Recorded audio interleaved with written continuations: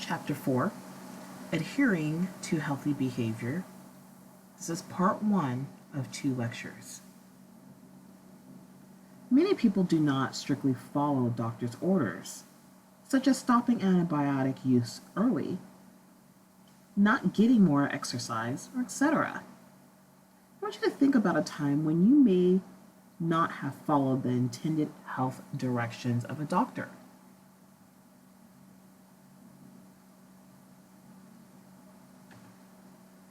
Well, after this lesson, you should be able to describe the 7 factors that predict adherence, explain the strengths and weaknesses of continuum theories of behavior, and their ability to explain adherence. And I want you to do the same for the stage theories of health behavior and their ability to explain adherence. Lastly, you should be able to describe how adherence can be improved. For this part 1 activity, we are going to focus on objective number 1 and number 2. So in your previous readings and even your class activities, you've heard the word adherence being mentioned. And I believe most of us know by now somewhat of what it means. Well, essentially, the formal definition of it is that adherence is a person's ability and willingness to follow recommended health practices. This can be following a medical regimen, maintaining healthy lifestyle practices, or even going to the doctor regularly. And there are 6 basic methods for measuring patient adherence. You have 1, ask the practitioner. This is easy to do, but practitioners often don't know if a patient is adhering. Often, they overestimate patients' adherence. 2, you can ask the patient. Again, pretty easy to accomplish, but patients sometimes do not know if they are adherent. For example, they aren't paying close attention. After all, they are the ones forgetting to take their medicine. Number 3, ask other people. Persistent monitoring by other people may inflate adherence, and adherence may drop when other people stop monitoring. Number 4, monitor medication usage. This is an objective measure. Students may like to hear about these new technologies of pill monitoring. The downside is that they are expensive. 5, biochemical evidence. That's simply blood or urine test. Those are expensive. 6, you can use a combination of any of the above. The combination can be a very accurate way to measure adherence, but it's costly.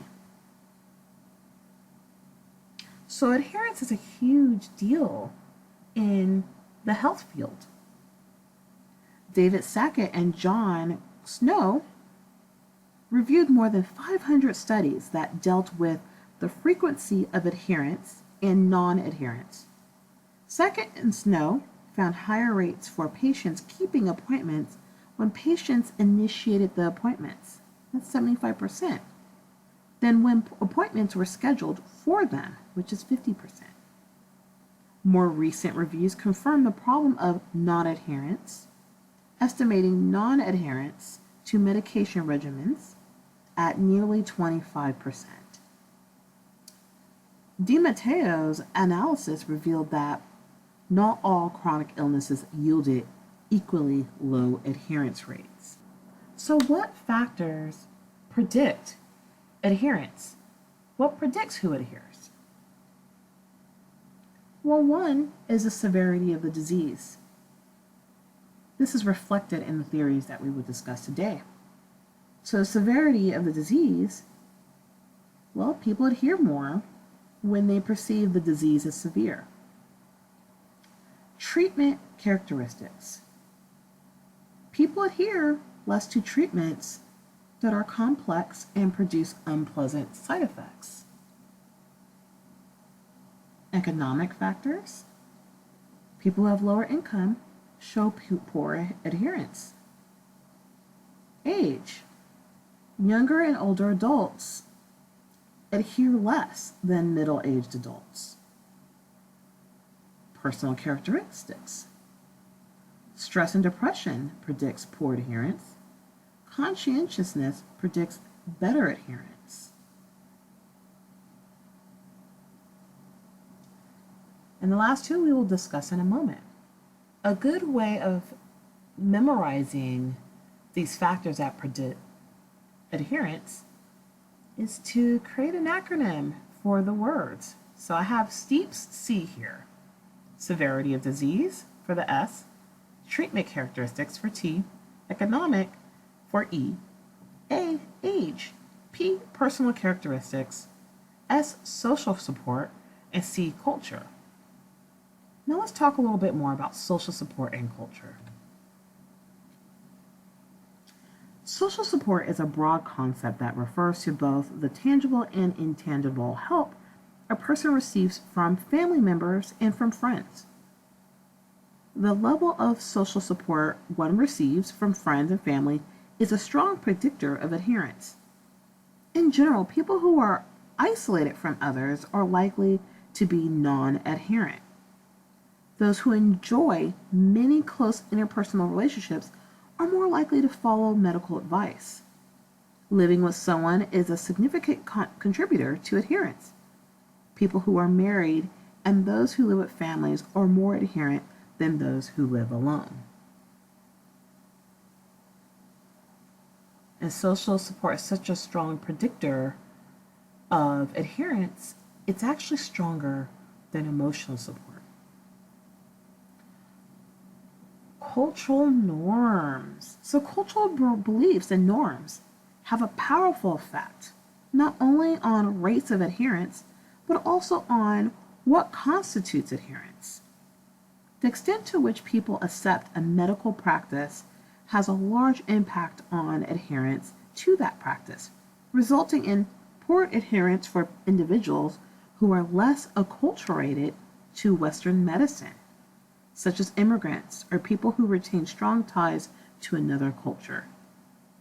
Culture and ethnicity also influence adherence through the treatment that people from different cultures and ethnic groups receive when seeking medical care. Perceived discrimination and disrespect may contribute to ethnic differences in following physicians' recommendations and keeping appointments. African Americans at 14.1%, Asian Americans at 20.2%, and Hispanic Americans at 19.4% reported that they felt discriminated against or treated with a lack of respect by a physician from whom they had received care within the past 2 years. So now into theories about adherence that really comes out of health psychology and psychology overall as a discipline. In chapter 2, your chapter about research in health, they talk about the importance of scientific theory. Near the end, there was a very brief mention about how it helps us understand or predict behavior. So now we are going to get into some of these theories, particularly as it pertains to adherence. So in order to intervene to improve people's adherence, it is critical to identify the potential modifiable factors that predict adherence. To do this, health psychologists develop theories to understand why people make the health decisions they do and how they successfully adhere to medical advice. The theories of health behavior can be classified into continuum theories and stage theories. For this part 1 lesson, we are going to focus on continuum theories. So continuum theories are a name given to theories that seek to explain adherence with a single set of factors that should apply equally to all people, regardless of their existing levels or motivations for adhering. And some of those very common theories are the self-efficacy theory, health belief model, theory of planned behavior, and behavioral theory. We are going to focus on the first three here.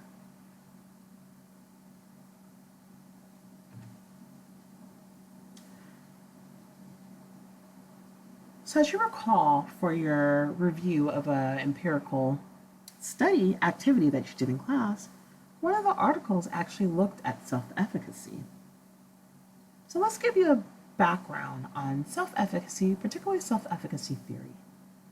Albert Bandura proposed a social cognitive theory that assumes that human action results from an interaction of behavior, environment, and person factors, especially cognition. Bandura referred to this interactive triadic model as reciprocal determinism. An important component of the person factor is self-efficacy, defined by Bandura as people's belief in their capability to exercise some measure of control over their own functioning and over environmental events. According to self-efficacy theory, people's belief concerning their ability to initiate difficult behaviors, such as quitting smoking, predicts their likelihood of accomplishing those behaviors. Also, important in self-efficacy theory are outcome predictions, which are people's belief that those behaviors will produce valuable outcomes, such as lower risk for heart problems. According to Bandura's theory, the combination of self-efficacy and outcome expectations play an important role in predicting behavior. Self-efficacy predicts good adherence and good medical outcomes. However, one limitation of self-efficacy theory is that it focuses chiefly on self-efficacy as a predictor of behavior, but omits other factors that also supply a person with motivation for adherence. One could be social pressure. A really common theory for adherence is the health belief model. This model essentially says that our perceptions predict health behavior and adherence. So there's four aspects of the health belief model. One is your perceived belief about the health or disease threat. In other words, your perceived susceptibility or your perception of vulnerability to the disease. The other one is your perceived severity of the disease. The second aspect of the health belief model is your perceptions about health-enhancing behaviors. So one part is your perception of the benefits, of the effectiveness of health-enhancing behaviors, or your perceived barriers. Obviously, if you perceive more barriers, then you're less likely to adhere. Strengths of the health belief model include, well, it predicts simple health behaviors very well. But also perceived barriers and perceived benefits are very strong predictors of health behavior. Some of the weakness of the health belief model is it really doesn't predict adherence overall all too well. Some critics argue that the health belief model emphasizes motivational factors too heavily and behavior factors too little, and thus can never be a completely adequate model of health behavior. One of the biggest limitations of the health belief model, however, is its omission of beliefs about a person's control over health behavior. The last theory I will discuss as part of this lesson for continuum theories is the theory of planned behavior. Similar to self-efficacy theory, the theory of planned behavior assumes that people act in ways that help them achieve important goals. According to this commonly used theory, the immediate determinant of behavior is the intention to act or not to act. Intentions, in turn, are shaped by three factors in this theory: attitude towards the behavior, which arises from beliefs that the behavior will lead to positively or negatively valued outcomes. Subjective norms, which refers to a person's perception of the social pressure to perform or not to perform the action. Lastly, perceived behavioral control. And this refers to the ease or difficulty one has in achieving desired behavioral outcomes, which reflects both past behavior and perceived ability to overcome obstacles. So overall, this theory gets at intention predicts behavior.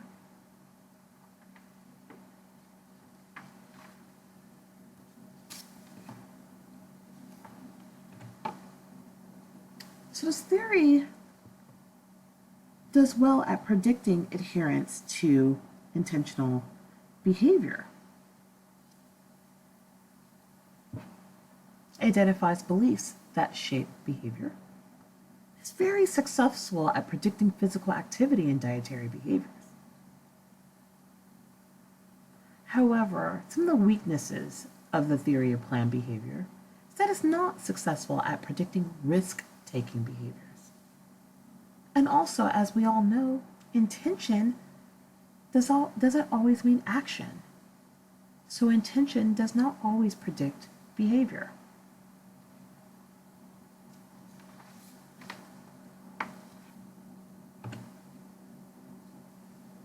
So a substantial amount of research apply continuum theories to understanding adherence. All continuum theory models do better than chance in explaining and predicting behavior. However, the health belief model and the theory of planned behavior address motivation, attitudes, and intentions, but not actual behavior or behavior change.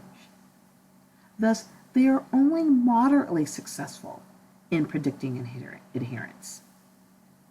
Lastly, health habits are often very ingrained behaviors and are difficult to change. Indeed, people's past behavior is often a better predictor of their future behavior than any of the beliefs identified in many continuum theories. And additionally, they rely heavily on self-report, and they leave out important factors such as self-identity and emotions. So these theories provide great framework. However, they do have their weaknesses.